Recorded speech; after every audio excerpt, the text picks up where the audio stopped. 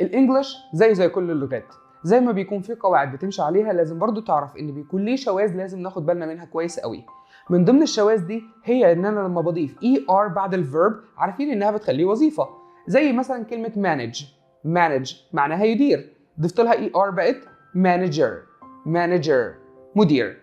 lead ضفت لها ER بقت leader قائد. طيب play يلعب ضفت لها ER بقت player لاعب. read يقرأ ضفت لها ER reader قارئ. لكن تعال ركز كده في كلمة cook. يعني ايه cook؟ يطبخ ضفت لها ER بقت cooker مش طباخ، بوتاجاز. فلازم اخد بالي من الحاجات دي كويس جدا. طب يعني ايه طباخ؟ chef. من ضمن الحاجات برضو اللي لازم ناخد بالنا منها كويس قوي لو الكلمتين جايين ورا بعض مش لازم يكون ليهم نفس المعنى الحرفي. مثلا كلمة think كلنا عارفين ان معناها يفكر، tank خزان، لكن الاتنين مع بعض think tank معهد ابحاث. sweet عارفين معناها حلو، bread عيش، لكن لو قلت sweet bread معناها طحال. car عربية، go يذهب، cargo شحن لما بتشحن حاجة لمكان مختلف. دي حاجات ليها علاقة بالكلمات لما بتيجي جنب بعضها. طيب خلي بالك من نطق الكلمتين دول، close.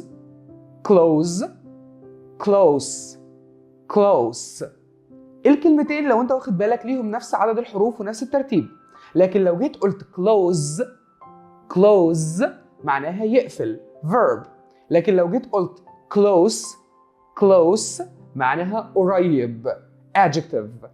نفس الموضوع في كلمة house. كلنا عارفين ان كلمة house معناها منزل او بيت، لكن لو جيت قلت house معناها يستضيف. فلازم اخد بالي كويس جدا من الحاجات دي. برضو بين الكلمة المفرد والكلمة الجمع، عارفين يعني ايه كلمة شهر؟ month. وخلي بالك انا نطقتها ازاي، لازم لساني يخرج month.